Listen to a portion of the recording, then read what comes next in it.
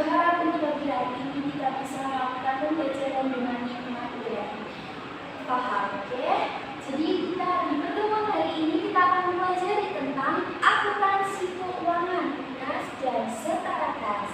Nah, untuk pertemuan ini apakah ada yang masih ingat? Apakah kita mempelajari apa untuk minggu lalu? Ya, untuk minggu lalu kita mempelajari tentang konsep dasar akuntansi keuangan. Oke, sebelum mempelajari hal ini lebih dalam, kita baiknya untuk berdoa terlebih dahulu. Berdoa sesuai agama dan kepercayaan masing-masing. Berdoa dimulai. Berdoa Oke, jadi apakah hari ini ada yang absen? Apakah ada yang sakit, izin atau alfa ya? Sepertinya pada hadir semua untuk hari ini. Nah, sebelum mempelajari, kita mengulas lebih yang lalu terlebih dahulu. Konsep dasar akuntansi keuangan. Ada yang tahu apa itu konsep dasar akuntansi keuangan? Betul sekali. Untuk konsep dasar akuntansi keuangan merupakan akuntansi sistem pencatatan dari laporan transaksi keuangan perusahaan. Nah, di sini merupakan sistem tahapan akuntansi dan laporan pencatatan ini. Kita akan bahas lebih lanjutnya nih, untuk apa aja sih yang dicatat dalam akuntansi keuangan ini. Nah, untuk pertemuan kali ini kita akan membahas tentang akuntansi kas dan setara kas. Jadi sebelum masuk nih, Ibu akan membahas tentang materi pada hari ini. Nah, jadi materi hari ini ada identifikasi kas dan setara kas. Kemudian kita akan memahami jenis-jenis kas. Kas itu ada apa sih? Kas itu apa aja sih? Nah, dan kemudian yang ketiga yaitu ada memahami contoh kas dan setara kas. Dan untuk tujuan pembelajaran hari ini, Ibu meminta untuk kita semua agar bisa menelaah kas dan setara kas. Kemudian kita diharapkan untuk bisa mengkualifikasikan kas dan setara kas.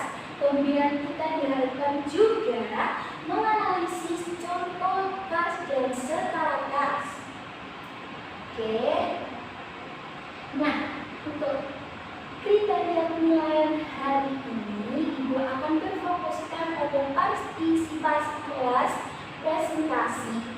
Nah, untuk sisanya seperti minggu lalu yang sudah kita bahas, ada ujian tengah semester atau UTS itu sekitar 35%. Kemudian ada ujian akhir semester atau UAS, kita ke dalam kategori 35%. Oke, next. Kita memasuki ke materi kas. Sebelumnya, Ibu ingin bertanya, apa sih kas itu? Dalam pikiran kalian kas itu apa sih? Uang tunai.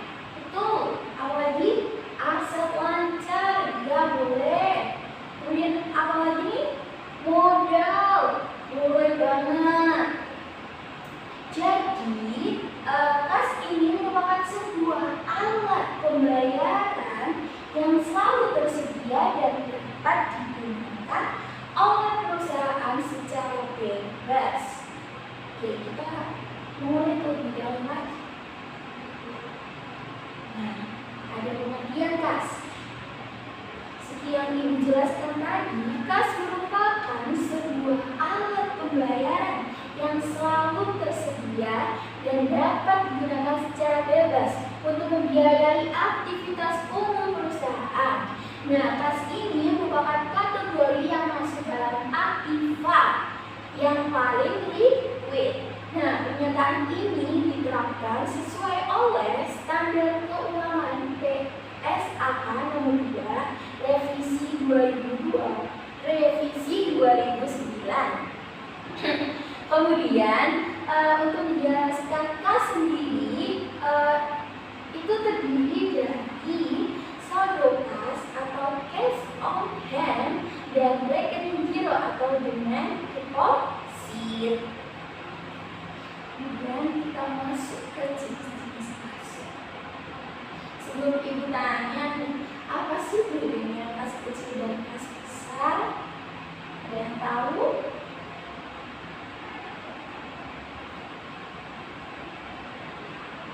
Nah, untuk kas kecil sendiri ini merupakan uang tunai yang sudah disediakan oleh perusahaan, hanya dikeluarkan untuk kebutuhan yang paling kecil aja, seperti pembelian beban istri, beban telepon air, dan lain-lainnya. Nah, untuk kas besar sendiri atau cash in bank, jadi kas besar ini merupakan suatu kas yang disimpan pada bank.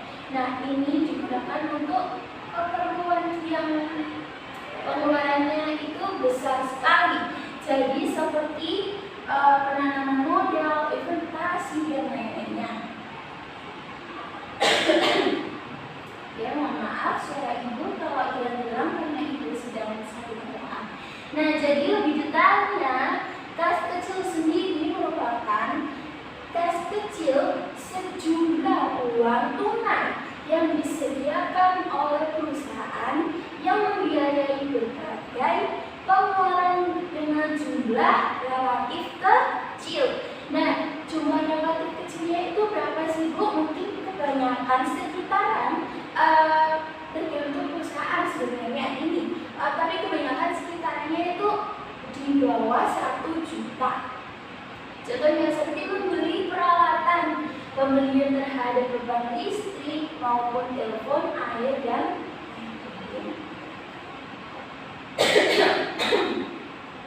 kemudian ada kas di bank atau kas besar. Nah, kas di bank atau cash in bank sendiri merupakan kas yang lebih merujuk pada uang yang disimpan perusahaan oleh bank tertentu dengan jumlah yang relatif lebih besar sehingga memerlukan tingkat keamanan yang lebih tinggi. Nah, biasanya ini seperti apa tadi contohnya yang sudah ibu sebutkan? Penanaman modal, kemudian ada investasi, dan kemudian persediaan yang lain-lainnya. Oke, nah ini ada kategori sebagai kas. Kas ini bisa dapat dikategorikan jika dia merupakan salah satu dari ketiga ini. Contohnya uang tunai. Apa sih uang tunai itu? Nah, uang tunai itu yang setiap hari kita melakukan transaksi jual beli itu, yang seperti 1.500 ribu dan lain-lainnya. Kemudian ada uang tunai yang disimpan di bank. Kemudian ada instrumen lainnya seperti cek. Next. Nah, ini merupakan contoh dari kas uang logam. Tadi seperti contohnya di uang tunai. Kemudian ada uang kertas 1.000, 5.000, 2.000, dan lainnya merupakan contoh salah satu di uang tunai. Kemudian ada cek kasir dan cek pribadi. Oke, kita lanjut ke materi berikutnya, setara kas. Nah, di sini ada yang tahu nggak setara kas itu apa? Ya, aku kira kalian itu setara kas itu sama-sama kas, Ibu. Iya, benar. Setara kas itu merupakan liquid jangka pendek, Ibu. Iya, itu benar sekali. Nah, jadi kita akan mengulik lagi lebih dalam. Nah, untuk setara kas sendiri memiliki pengertian yaitu sebagai investasi yang sangat liquid dengan jangka pendek dan dapat dengan cepat dikonversi menjadi kas dalam jumlah yang pasti. Nah, tapi ada syaratnya, bisa dikatakan sebagai setara kas. Apa itu Bu setaranya? Nah, pada umumnya banyak inventasi yang memiliki jatuh tempo yang aslinya hanya 3 bulan. Jika lebih dari itu, maka tidak akan disebut sebagai setara kas. Jadi, jangka pendek dari setara kas ini merupakan hanya sekitaran 1-3 bulan saja. Jika lebih dari itu, maka itu bukan termasuk setara kas. Oke, kita next. Nah, kemudian ada pelaporan kas. Pelaporan kas ini dibagi menjadi 3, yaitu kas ekuivalen atau setara kas yang merujuk pada sekumpulan aset perusahaan dengan jangka waktu berapa bulan tadi? 3 bulan, benar sekali. Nah, kemudian ada restricted cash, yaitu cash yang disisihkan khusus untuk membayar kewajiban di masa yang akan datang dengan nilai yang cukup besar. Nah, minimalnya ini biasanya berapa sih, Bu? Biasanya lebih dari 5 juta itu ada, lebih dari 10 juta juga ada, itu tergantung dari perusahaannya. Kemudian ada bank overdraft, yaitu rekeningnya mengalami saldo negatif akibat nasabah mencairkan cek yang melebihi jumlah dana yang tersedia, sehingga cek ini dianggap sebagai utang dan dapat dilaporkan sebagai ekstensi kreatif. Next. Nah, untuk ini kita ada contoh-contoh dari setara kas. Bedanya contoh dari setara kas dan kas ini ada di sini. Karena setara kas tadi kan juga suatu investasi yang selama 3 bulan. Jadi ini ada wesel tadi, kemudian ada surat berharga, kemudian ada reksadana, kemudian ada obligasi pemerintah jangka pendek, kemudian ada sertifikat deposito, kemudian ada penerimaan bankir, kemudian ada contoh setara kas, yaitu seperti Hero Bank, deposito berjangka. Nah, untuk deposito berjangkanya ini kita juga lebih dilihat terlebih dahulu. Jangkanya itu berapa bulan, kan deposito ada yang berjangka selama 1, 3, 5, 10. Nah, jika lebih dari 3 bulan, maka itu tidak termasuk dalam contoh setara kas. Nah, kemudian ada deposito on call. Nah, untuk materi hari ini, apakah sudah paham semuanya? Apakah ada yang belum paham? Nah, untuk materi hari ini kita selesai. Jadi, Ibu ingin melakukan seperti pretest ya, kayak post-test gitu ke kalian dengan cara mengerjakan tugas dari Ibu, yaitu ada tugas seperti ini. Kita harus mengidentifikasikan ini mana sih yang termasuk non-cash, mana sih yang termasuk setara cash, dan mana sih yang termasuk kas. Nah, jadi untuk tugas ini kita buat kelompok kecil saja, saudara-saudara semuanya. Kita bikin sekitar 2-3 orang nih, kayaknya cukup untuk melakukan kegiatan identifikasi kas, setara kas, dan non-cash. Oke, untuk semuanya, apakah sudah siap untuk melakukan pengerjaan tugas ini? Oke, Ibu kasih waktu sekitar 5 menit. Apakah cukup? Cukup ya. Oke, untuk pengerjaan tugas kali ini Ibu tunggu selama 5 menit, dimulai dari sekarang.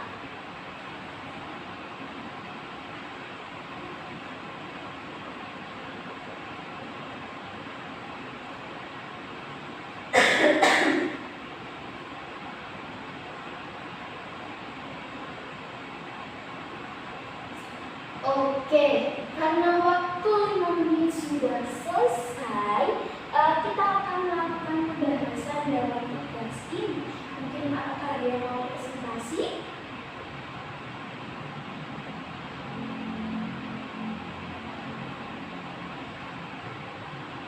selanjutnya Ibu akan menjelaskan mengapa sih uang logam dan teman-temannya ini termasuk non-cash atau setara cash atau cash. Oke. Nah, apakah jawaban kalian semua sudah benar semuanya dengan Ibu? Oke, Ibu harap sudah benar ya. Jadi kita bahas untuk kali ini untuk tugas ini. Jadi uang logam dan uang kertas termasuk jenis kas. Kenapa begitu Ibu? Karena mereka berdua ini, uang logam dan uang kertas ini merupakan salah satu definisi dari kriteria dari uang tunai. Jadi mereka masuk ke dalam kategori kas. Oke, kemudian ada obligasi pemerintah jangka pendek. Kayaknya tadi kita bahas deh, obligasi pemerintah jangka pendek itu termasuk setara kas atau kas ya? Oke, benar sekali. Untuk obligasi pemerintah jangka pendek memasuki bagian dari setara kas. Kenapa begitu Ibu? Karena kita lihat obligasi ini berjangka pendek. Kemungkinan dia memiliki jangka pendek waktu sekitar 1 sampai 3 bulan saja. Mungkin lebih kurang dari itu, mungkin akhirnya beberapa hari, mungkin saja. Kemudian ada sertifikat deposito, itu termasuk ke dalam setara kas. Nah, kemudian ada kas dividend yang diterima. Apa tadi kategori kas? Ada 3 tadi, itu apa aja? Tunai, benar. Apa aja? Travel check, benar. Kemudian ada kas dividend yang diterima. Jadi nomor 4 ini termasuk dalam kategori kas atau bukan? Termasuk. Kemudian yang kelima yaitu ada cek kosong. Cek kosong ini non-cash atau setara cash ya? Non-cash, benar banget karena hanya sebuah cek kosong, gak ada nominal sama sekali. Jika ada nominal, mungkin saja termasuk dalam kategori kas. Kemudian ada deposito bank asing. Nah, deposito ini termasuk setara kas juga. Kenapa begitu Ibu? Karena deposito merupakan sebuah investasi memiliki jangka yang cukup. Kadang tadi Ibu jelaskan ada yang selama 1 bulan, 3 bulan, 5 bulan, dan lain-lain. Kemudian ada cek mundur. Jadi untuk cek mundur sendiri merupakan non-cash. Kenapa begitu Ibu? Nah, jadi cek mundur ini dikatakan non-cash. Kenapa? Dikarenakan dia tidak sesuai dengan jatuh tempo pengambilan ceknya. Contohnya, Ibu memberikan suatu cek ke kalian dengan jatuh tempo pengambilannya itu sekitaran 12 Mei 2024. Tapi sayangnya kalian nggak mengambil cek tersebut. Jadi jatuh temponya itu sudah termasuk kadaluarsa. Nah, kalian ternyata ngambilnya bulan Juli. Nah, itu kan sudah termasuk beda dari kategori setara kas maupun kas. Jadi dia termasuk non-cash. Nah, kemudian yang ke-8 ada cash yang akan digunakan untuk membayar obligasi jangka panjang. Nah, kita lihat di sini obligasi jangka panjang. Nah, kalau termasuk jangka panjang itu berarti bukan salah satu dari cash atau setara cash. Benar banget. Jadi kita lihat dalam kurungnya, kita lihat keterangannya terlebih dahulu. Nah, dia termasuk obligasi jangka panjang, berarti bukan memenuhi dari setara kas atau kas nih teman-teman. Jadi ini termasuk non cash karena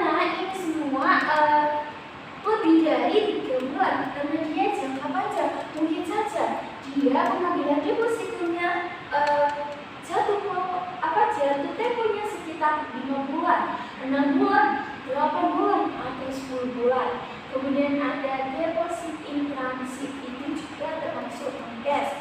Kemudian ada investasi saham jangka pendek. Nah, ini bisa termasuk keduanya saudara-saudara semuanya. Nah, investasi saham jangka pendek ini termasuk keduanya. Kenapa begitu, Bu? Karena dia bisa masuk ke dalam cash in bank. Cash in bank tadi kan juga kategorinya jika dikatakan sebuah investasi dengan jumlah yang besar. Kemudian, tapi dia termasuk saham yang memiliki jangka pendek. Jadi bisa termasuk secara kas maupun kas. Nah, kemudian yang ke-11 yaitu ada rekening tabungan dan giro. Itu termasuk juga salah satu secara kas, karena giro juga memerlukan pengeluaran cek sesuai jatuh tempo yang ada. Mohon maaf. Kemudian yang ke-12 ada kas kecil, yaitu termasuk kas. Begitu, Ibu. Nah, tadi kita bahas dulu yang bagian awal. Nah, kas kecil merupakan salah satu jenis cash. Jadi, nah untuk bagian nomor berapa tadi? Nomor 12, kas kecil merupakan jenis kas. Jadi dia termasuk kategori mana? Kas, betul sekali. Nah, untuk perangko kita katakan kategorinya non-cash. Kenapa gitu, Ibu? Ya kan perangko nggak ada nominal. Perangko cuma hanya ditempel sebagai stempel. Kemudian yaitu ada uang muka perjalanan. Nah, uang muka ini termasuk jenis kas karena uang muka perjalanan itu biasanya dia dalam kategori uang tunai maupun uang kas in bank. Kemudian ada travel check. Nah, travel check tadi salah satu jenis untuk traveler check sendiri suatu jenis dari kategori kas. Jadi otomatis traveler check ini kan biasanya dia kalau perjalanan luar negeri, jadi biasanya kita agar bisa mendapatkan uang kan biasanya kayak pinjam visa. Kalau nggak gitu kita kayak mencairkan traveler check ini menjadi suatu uang tunai.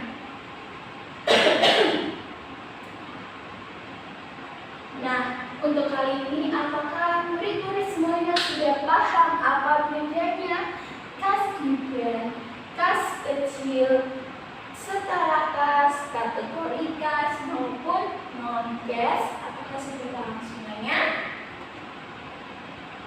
Oke, Ibu harap untuk kali ini bisa memahami pembelajaran hari ini sehingga kita dapat masuk ke terjun. Untuk minggu selanjutnya kita akan membahas tentang apa ya? Ada yang tahu kita minggu depan membahas apa? Kartu utang. Oke. Nah, untuk tugas penugasan minggu depan, Ibu beritahuan penugasan yaitu pengerjaan tentang LKPD nomor 1 sampai dengan 10 soal uraian. Nah, untuk minggu depan Ibu juga minta tolong ke kalian semuanya untuk mempelajari tentang kartu hutang. Apa sih, Bu, kartu hutang itu?